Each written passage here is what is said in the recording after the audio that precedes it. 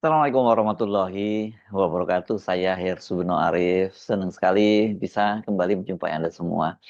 Akhirnya Menteri Keuangan Purbaya Yudhisadewa buka suara dampak kenaikan harga minyak dunia akibat serangan Israel dan Amerika Serikat ke Iran dan ditutupnya Selat Hormuz. Ini sebuah selat terletak antara Iran dan Oman yang jadi salah satu jalur terpenting kapal-kapal tanker pengangkut minyak.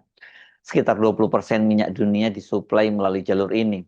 Dampaknya memang langsung terasa, termasuk bagi Indonesia. Harga BBM langsung naik dan cadangan yang tersedia seperti kata Menteri ESDM Bahlil Lahadalia hanya cukup untuk 20 hari. Akibatnya di sejumlah daerah seperti Aceh, Medan, dan Kalbar antrian di SPBU mengular akibat panik buying. Sebuah pembelian karena panik, khawatir nggak kebagian.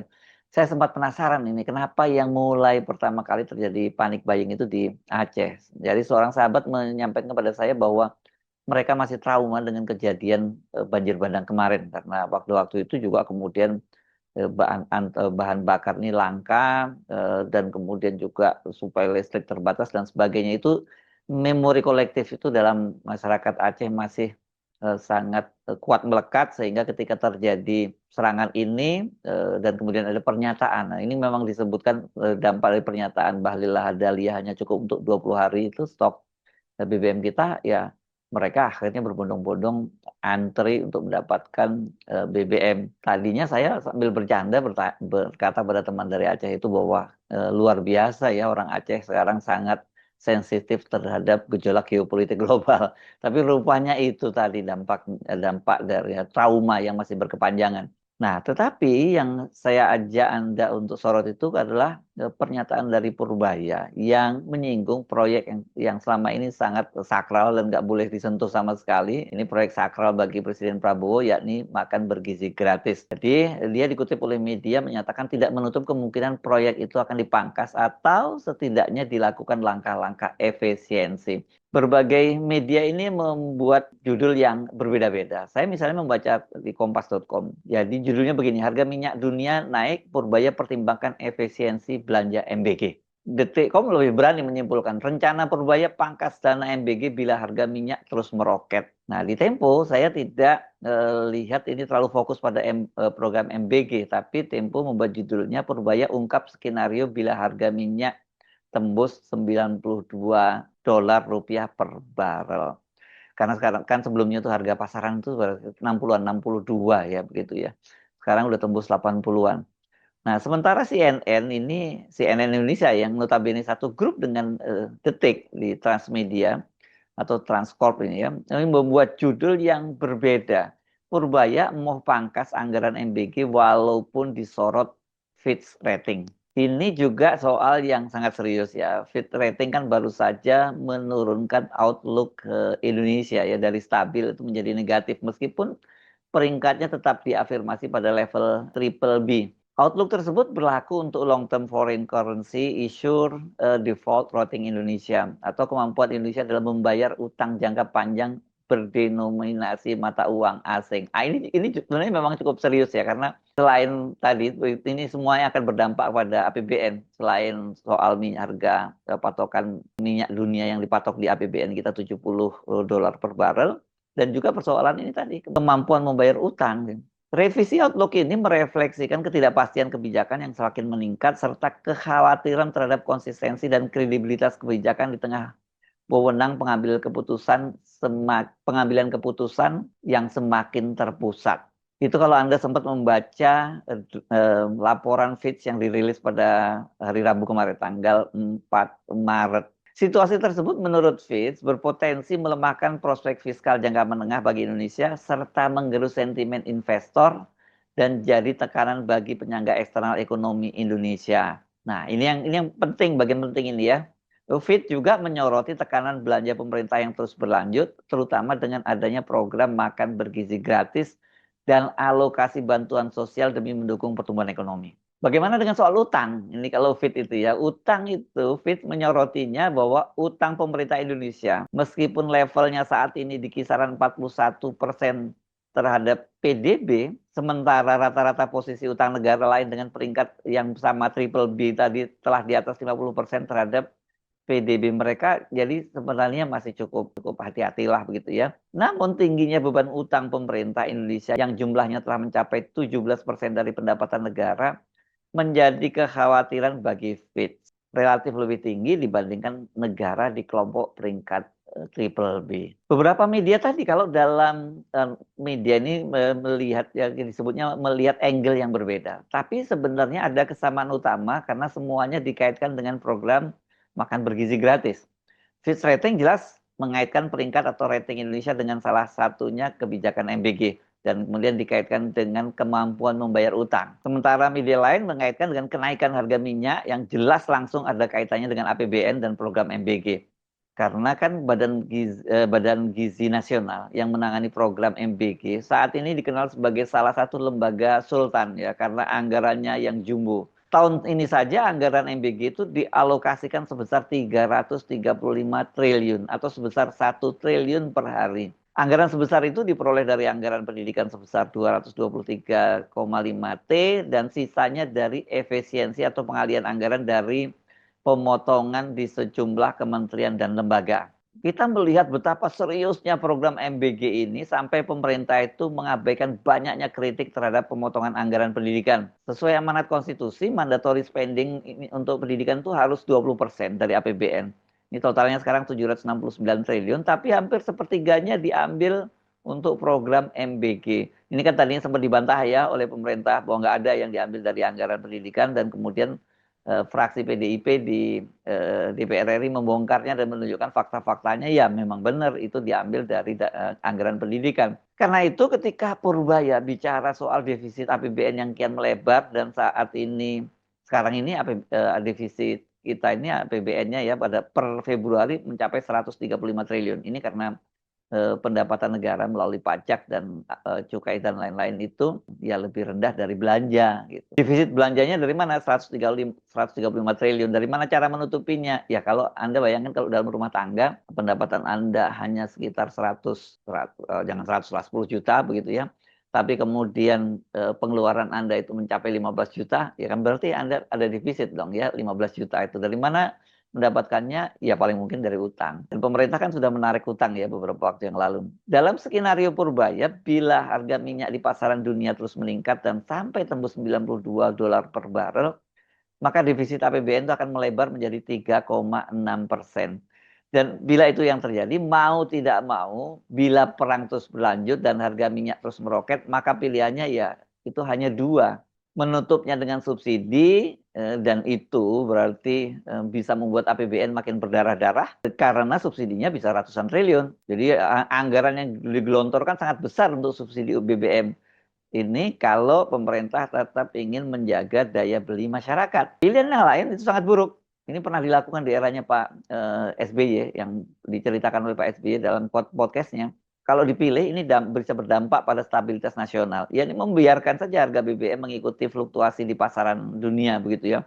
Kalau melambung tinggi ya dia ikut tinggi, kalau turun ikut turun. Dan kita tahu itu dampak dari kenaikan harga BBM itu kan sangat terasa ya karena ini berkaitan dengan transportasi dan juga perpindahan arus barang dan manusia juga ya akibatnya pasti harga-harga akan naik sangat tinggi. Jadi bebannya beralih dari APBN ya ke kantong rakyat yang ini terutama emak-emak yang harus berakrobat memikirkan bagaimana dapurnya masih terus ngebul sementara harga-harga juga terus naik dan bahkan ini akan terjadi banyak sekali para pencari nafkah di keluarga itu yang mengalami kehilangan pekerjaan di PHK. Tetapi di luar di dua skenario itu sebenarnya ada opsi ketiga. Ya ini yang tapi saya yakin itu pasti akan ditolak mati-matian oleh pemerintah, dihindari mati-matian oleh pemerintah, yakni memangkas anggaran makan bergizi gratis yang sangat besar.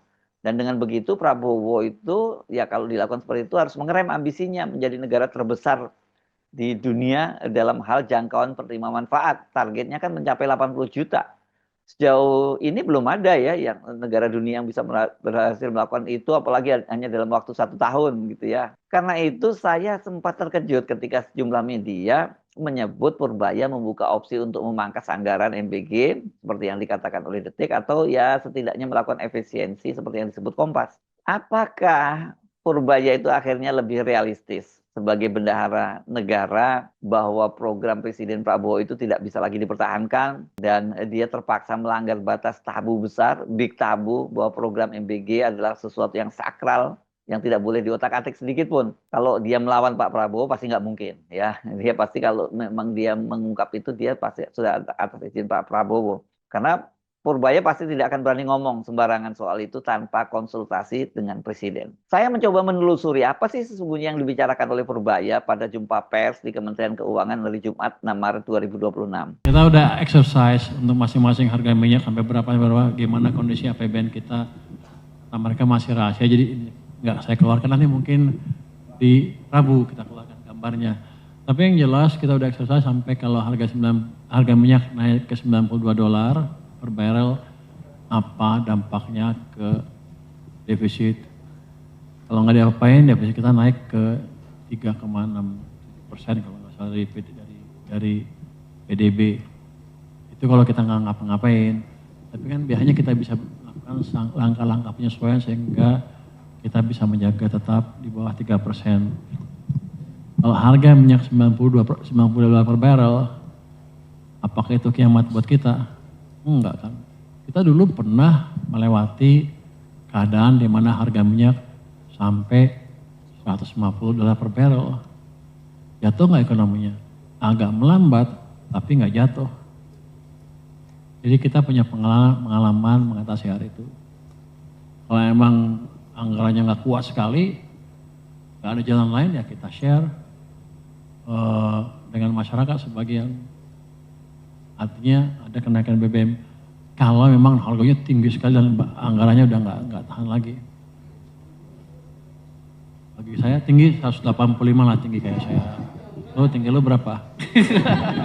Kalau kita cermati pernyataan Purbaya, dia belum sampai pada opsi melakukan langkah dramatis berupa efisiensi. Dia baru membuka peluang-peluang, ya, apalagi kalau ngomong soal pemangkasan anggaran MBG, belum sampai di situ.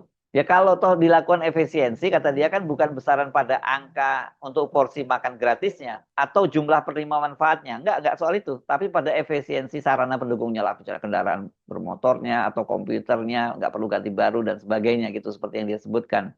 Jadi fix ya, kita bisa simpulkan bahwa sampai sekarang anggaran MBG masih tidak akan diotak-atik. Sampai kemudian batas akhirnya ketika geopolitik global makin memanas, harga BBM makin meroket dan itu dalam jangka panjang seperti kata Purbaya sampai 1 tahun. Kemudian nilai tukar melemah dan kedua faktor itu benar-benar menekan daya tahan APBN kita. Tadi saya sebut kenaikan BBM yang itu berarti ini pembeliannya harus pengeluaran dari kocek dari APBN sangat besar dan pilihannya subsidi atau membiarkan masyarakat. Tapi kalau itu toh katakan dilakukan oleh pemerintah, tapi kan nilai tukar rupiah yang melemah ini juga jadi faktor yang tadi disoroti oleh Fitch tadi ya. Namun kemungkinan lain bahwa anggaran MBG itu dihapus atau dikurangi itu sesungguhnya bisa terjadi loh. Kalau di Mahkamah Konstitusi itu sekarang kan sedang berlangsung gugatan itu ya, gugatan soal MBG itu, dan kemudian dia dikabulkan oleh hakim. Kita tidak tahu apakah dia dikabulkan sebagian atau keseluruhan dan sebagainya. Sekarang ini kan yang menggugat itu ada sejumlah mahasiswa, guru honorer, dan yayasan sekolah yang ini melakukan uji materi Undang-Undang Nomor 17 Tahun 2025 tentang APBN tahun anggaran 2026. Pemerintah itu dinilai melanggar konstitusi karena memangkas hampir sepertiga alokasi anggaran pendidikan yang berjumlah harusnya 20% dari APBN untuk makan bergizi gratis. Nah, ini para penggugat menuntut agar pos anggaran pendidikan steril alias benar-benar diperuntukkan untuk fungsi inti pendidikan sesuai dengan Undang-Undang Sistem Pendidikan Nasional dan Peraturan Pemerintah Nomor 48 Tahun 2008 tentang pendanaan pendidikan. Dari dua aturan tadi sama sekali nggak ada ketentuan soal makan bergizi gratis. Menariknya, para penggugat ini sesungguhnya tidak mempersoalkan program makan bergizi gratisnya. Artinya kalau presiden ini atau negara punya duit, kemudian membuat program bergizi gratis, nggak dipersoalkan. Tapi persoalannya kan ini kemudian negara nggak punya duit, bikin program makan bergizi gratis yang dilakukan adalah mengambil jumlahnya terbesar dari anggaran pendidikan, dan kemudian efisiensi dari kementerian dan lembaga termasuk juga ke daerah, transfer keuangan ke daerah. Salah satu pemohon ini ada yang berlatar belakang mahasiswa, namanya Zakwan Fadil Putraksuma. Dia menyatakan ini bukan karena mereka menolak program andalannya Presiden Prabowo Subianto makan bergizi gratis, tapi mereka itu menilai ada yang tidak sinkron. Kenapa? Karena pendidikan itu pada pokoknya terkait fasilitas pendidikan, gaji pendidik, kegiatan belajar mengajar, beasiswa. Sedangkan MBG adalah kebutuhan pokok yang dinikmati seluruh masyarakat mulai dari ibu hamil, ibu menyusui, dan balita. Makanya alokasi dana MBG mestinya tidak masuk dalam anggaran pendidikan. Tapi kalau toh katakanlah MK mengabulkan gugatan itu, apakah Prabowo itu akan menurutinya? Ini pertanyaan yang harus kita ajukan karena ini sekali lagi bagi Prabowo merupakan program yang kelihatannya nggak bisa diganggu gugat ya. Ya seperti dikatakan oleh Purbaya sendiri, jangan banyak dikritik lah ya. Pertanyaannya, apakah bila itu yang terjadi, MK itu mengabulkan gugatan, apakah itu sebagian atau keseluruhan gugatan terhadap MBG, maka Prabowo akan menurutinya. Atau namanya ini karena program sakral yang nggak boleh ganggu gugat, dia akan mengambil jalan seperti pendahulunya, yakni Jokowi dalam menyikapi keputusan MK. Dalam kasus Omnibus Law, yang proses pembahasannya dan penetapannya di DPR mengundang demo besar berjilid-jilid, MK itu memutuskan setelah ada gugatan bahwa itu inkonstitusional bersyarat selama 2 tahun. Kenapa? Karena pembahasannya tidak melibatkan masyarakat, alias yang sering disebut meaningful participation. Ini lebih bukan hanya sekedar melibatkan masyarakat ya, ini artinya lebih luas kalau meaningful participation itu. Nah, waktu itu Jokowi alih-alih mentaati keputusan inkonstitusional itu, yang terjadi dia malah Jokowi menerbitkan Perpu yang memberlakukan Undang-Undang Cipta Kerja itu kembali. Saya menyebutnya bahwa putusan MK diterpedo oleh Jokowi. Jadi sekarang ini ada waktu-waktu yang sangat bersejarah dan juga menarik untuk kita saksikan karena kita sekarang tengah menyaksikan perubahan geopolitik global yang dipicu serangan Israel dan Amerika Serikat ke Iran, serta dampak yang sekarang kita rasakan saat ini. Bagaimana seorang presiden bernama Prabowo Subianto itu meresponnya? Apakah tetap ngotot mewujudkan ambisinya menjadi presiden pertama di Indonesia dan juga pertama yang di dunia yang berhasil memberi makan secara gratis dalam jumlah terbesar? Karena ini jumlahnya sangat besar, uang yang terlibat juga sangat besar, maka pertaruhannya juga sangat besar pula. Saya Hersubno Arif, sampai jumpa lagi. Wassalamualaikum warahmatullahi wabarakatuh.